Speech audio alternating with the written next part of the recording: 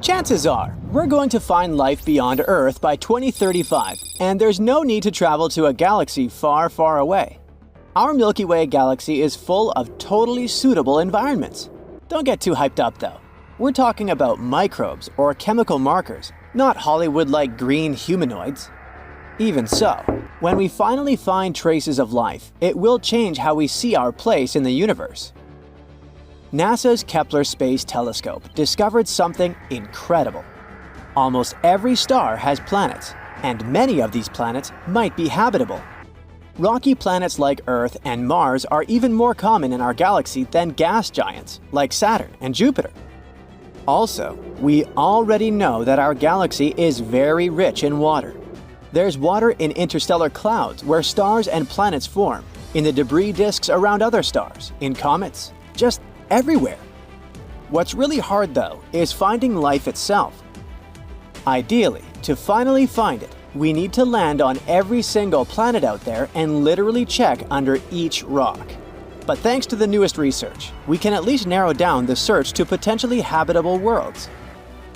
The James Webb Space Telescope, a super powerful telescope that was launched into space in 2021, is onto this. It checks the atmospheres of nearby super-Earths, rocky planets that are a bit bigger than Earth. It searches for life-related gases, chemicals that can only be produced by living things. And they already found some clues.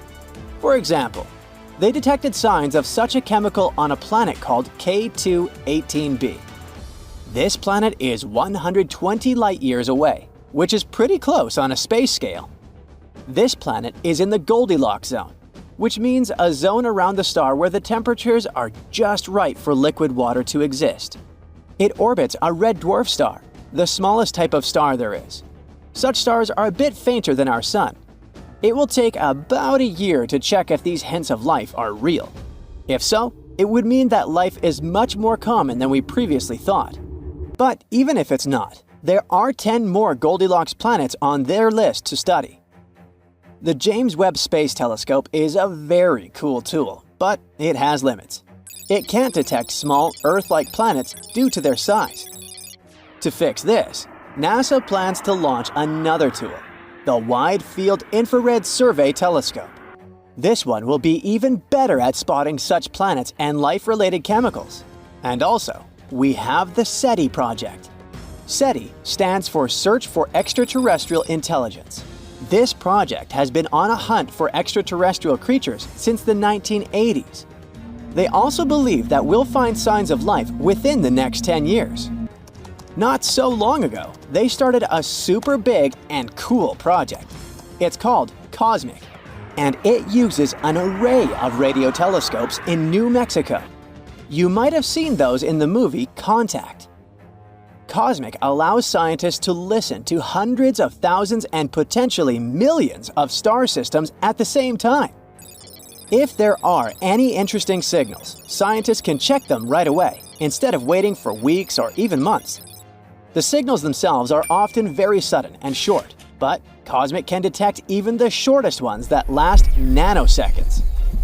COSMIC can also help with other research, like studying mysterious and unexplained fast radio bursts, or even dark matter. This is the biggest and most powerful tool for searching for extraterrestrial life we've ever created.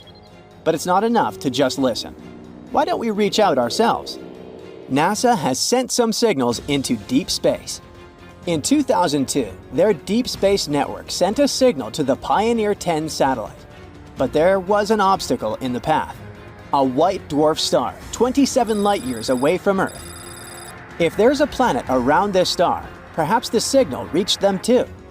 If there are any intelligent species there, we could receive a reply by 2029. The DSN keeps sending powerful transmissions into space.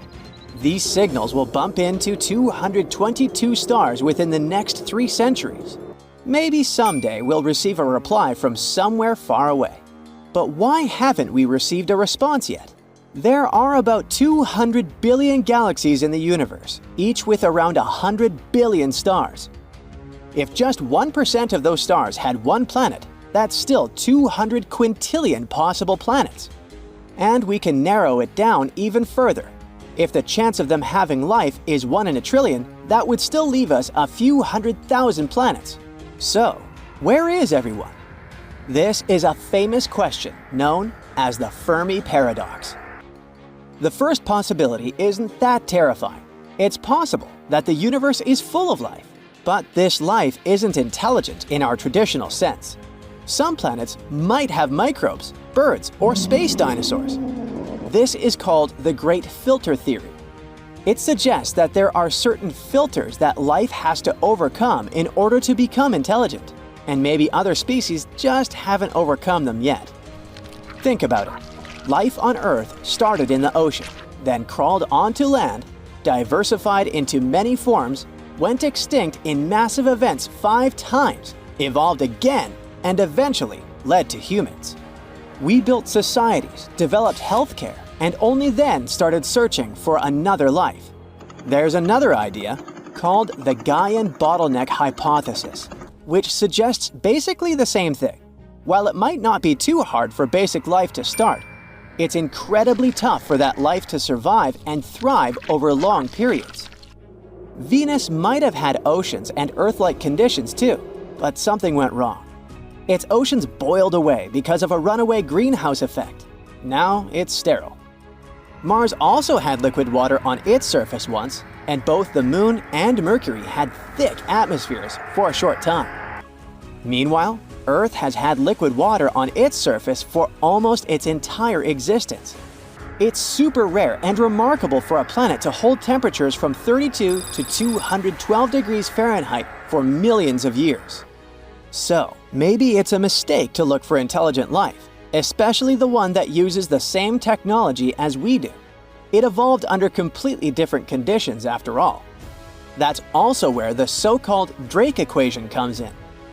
It's a formula that gives us a chance to calculate the potential of life becoming intelligent on a planet. To calculate the result, we need to know several variables: how many stars there are, how many of them have planets, the chance of these planets having life, and so on. Unfortunately, we don't know these numbers yet, and the result might be insignificant. But let's assume that there is at least one other intelligent species. Why haven't we met yet? There might be many reasons. Maybe they don't think we're interesting enough, or maybe the problem is with us. Perhaps we keep missing their signals, or maybe we missed the entire species itself. The universe is insanely huge and ancient. It's over 14 billion years old.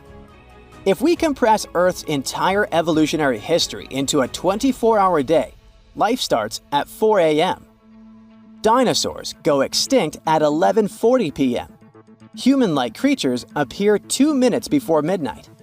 In this analogy, humans have existed for just 77 seconds, and our technology capable of detecting extraterrestrial life is even newer, less than a second. With such vast distances and time spans, the chances of us existing at the same time as other civilizations are slim. If their civilization lasted only a few millennia, we could easily miss them entirely. But that doesn't mean we should give up our search. Scientists were worried that Earth's radio signals had dimmed over time. But a recent study showed that it's actually the opposite. The numbers of our satellites keeps growing, and this makes our planet more detectable. By the end of the decade, we could have 100,000 satellites, making Earth incredibly bright in the radio spectrum. If there is an advanced civilization out there, they will easily spot us even from very far distances. Astronomers are super optimistic about it. There's a high chance they'll find extraterrestrial creatures while you and I are still around. Share it with your friends, or if you want more, just click on these videos and stay on the bright side.